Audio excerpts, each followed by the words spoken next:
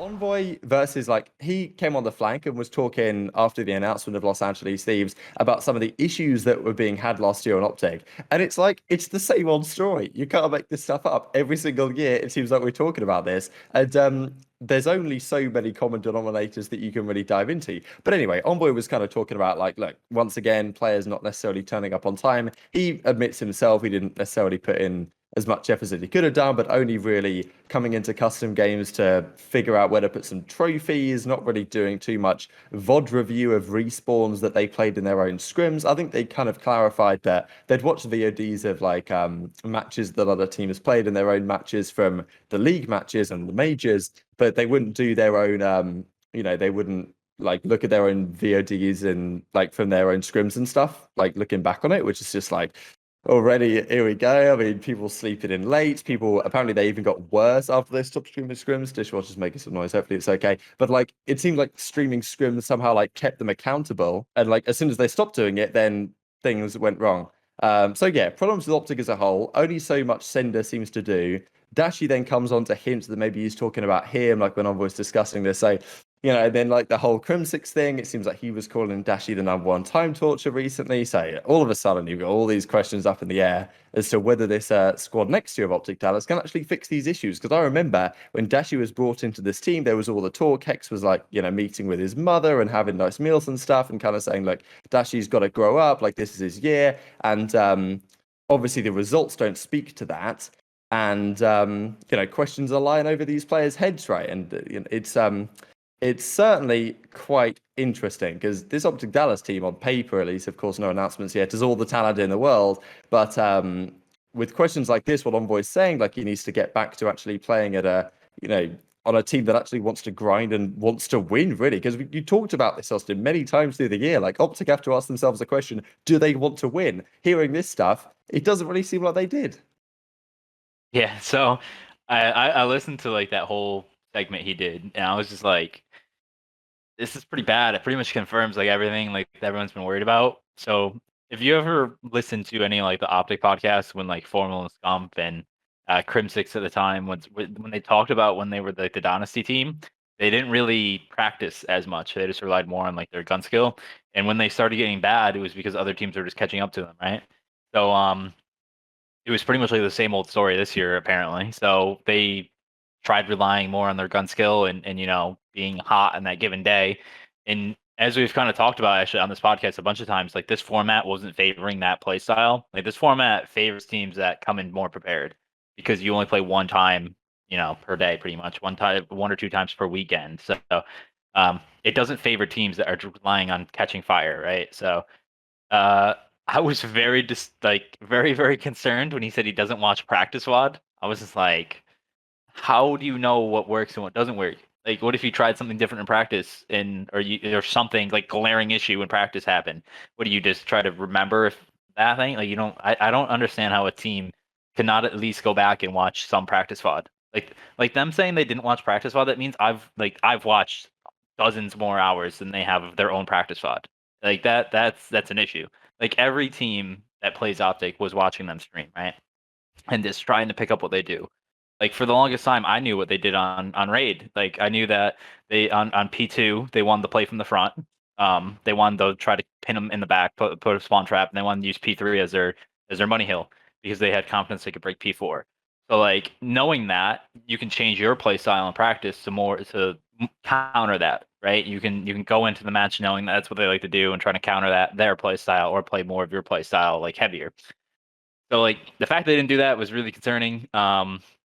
They like Chicago's always been a late team. They've been the late team for the 3 years I've been in the league, like coaching in the league. Them and Dallas were always the late teams. In Florida was like here or there, but yeah. So I think it's concern. It's like how bad do you want to win? That's what we kept saying. Like how bad do you want to win? And it doesn't sound based off that one interview. Again, we're hearing like one side of everyone's story, but off that one side, it sounds like they really didn't want to win. And hearing Formal talk about how like he didn't want to continue this next year because he didn't really have the drive, like that was a more of a red flag too. And then you start getting, and then Dashy sleeping through the press conference. I know it's just a press conference, but still, it's a obligation for your team. I didn't even think about that, but yeah, it's a good point.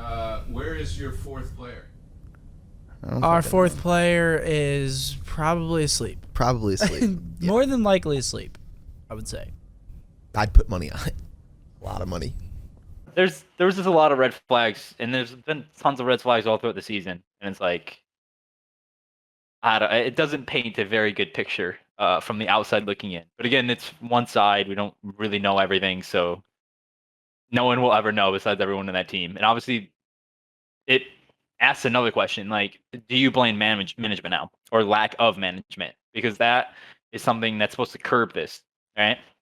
Every time we've had that issue in our team, Chris or RJ, like, instantly, like, that's one of the things we worked on the most, is like not allowing one bad day to compound into like weeks, right? To like curb it after a day. And that's what having good management, good staff does. And if like you don't have that management to help curb that issue, I think that's more on HECZ.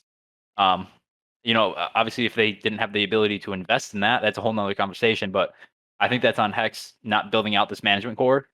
Even in the past, you just had like TP in the past, like building out an actual team, a core to curb that issue should have been addressed, and it really hasn't for the 7-8 years that OpTic has been a top team, right? So I don't know. There's just red flags. I think that's a fair take. I mean, like, fact of the matter is, the CDL, this is a proper professional sports league, right? Like, there's a reason that there's a team, and there's a reason why if your player is getting back from town or something at like 7 in the morning and crashing, like, there's a reason why some lifestyles and stuff work, and there's a reason why professional sports players have very regimented schedules, and they get up at this time and they eat this meal and they do this at this time of the day, and that's what makes them perform the best. If you're not investing in ideas like that, and esports is very fresh to these kind of ideas, but at least just as you say, like, if you're not going to go the whole hog, at least don't let these bad days ruin your entire practice for weeks. What kind of it didn't blow my mind, but when there was the talk about the fact that the OpTic guys, Scump and Envoy, had COVID before champs, they were like, like, they obviously, it was mentally difficult on Dashy and Formal, not knowing what was going to be happening, who they'd play with. But I'm pretty sure they also took a couple of days off practice and stuff like this. I'm pretty sure you said, Austin, that when your guys had it, like, just power through, like, even if you feel under the weather or whatever, like, let's do our best to still get the practice in we can. And, to be fair, if you can practice when you're feeling bad, then when you're feeling good, you're absolutely frying, right? It's kind of like training weights and like drag shorts and swimming, if you guys know that. So it's interesting. But yeah, I think you're not wrong in terms of, like, it's time to, grow up maybe in multiple respects in terms of this is the league we live in. If you actually want to win, there's probably more to it than just one coach, Sender, just trying to do his best with all the pieces on the table and the massive egos and people not turning up on time and like trying to do VOD, but also do the analytics. It's like, I'm sure Sender's head was absolute chaos. So either more thoughts on that, Austin, or of course the last question I had on this topic was like, can Rambo help fix these issues? But so I'll touch on both of those then. So one, like, that's why I always said, like, throughout the season, I felt really, really bad for Troy, because I personally think Troy is a good coach, just because I watched obviously a lot of their streams and I would listen to how Troy would speak to them. But like the phrase, what's the phrase? Like, you can lead a horse to water, but you can't make him drink it. Yeah, that's kind of like, I know the guy put in a lot of work. A lot of the fans, hopefully saw that. But yeah, like, one thing I like to think about is, like, so Astralis and CS, when they were at the top like 3-4 years ago, they kept investing in their team, right? Because they wanted to stay on the top. They hired a psychologist to help with a couple of the issues, like, mentally that people were having, and like the players inside the game. And they only had one coach, but they had so much management and support staff around that it made the lives easier for each and every person on part of that team. So, like, it's not a science. Like, no one knows what the best support staff is or coaching staff. So it might only be one coach and then have, good management around them. But like, the problem is like, we haven't really seen progress on that side up for that team. And there's so much pressure on that team to succeed. And there's so much pressure on those players that, hopefully, like, you need people around them to make their lives easier. You can't, I don't know. And to see, like, how that's gone down the last couple of years is kind of like, I can see where the players, like, stress and have anxiety about matches and don't perform at their peak. So now going to, if they do join the Dallas team and with Ray, I think Ray is so. When I talk about coaching staffs, I talk about like a lot of like two sides to a coin. Like a lot of the times, like you'll have Troy who's like very analytical, but maybe doesn't have the voice to like snap these guys into shape, right? But that's where you have Ray on the other side. So Ray is more of like the this is how we're gonna do things. And like even though like they were tardy at times, he's more of like not like an Iron Fist, but he's more of like that leader, right? So if they have Ray as the leader and then Troy is like the analytical side, that's a good mix. That's a good coin right there. So it could definitely help out with a lot of the issues. And if they do merge within Envy, that fixes that support staff issue because Envy is a fairly large org. They're gonna have a lot of people around them. There's not gonna be the budget constraints that they might have had this past year or two.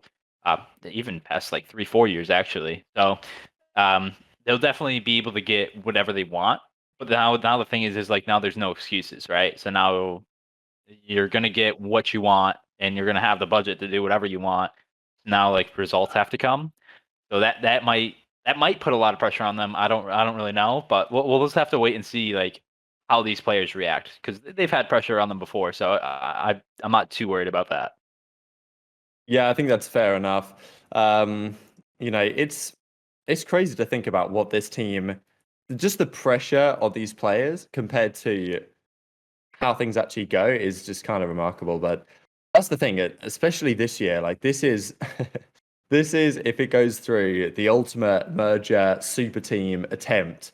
And yeah, the pressure will be through the roof for these guys to perform, and there's clearly more to it than just what we hear about from the front end. And I like your perspective, really looking back at some of, and to be fair, maybe some of it was the whole the formal situation in a way that he maybe knew that he was on his way out and didn't feel so committed, and then the rest of the team kind of fell into similar categories, right? So there's no guarantee that that's gonna necessarily bounce back in full force this year, but we'll have to see.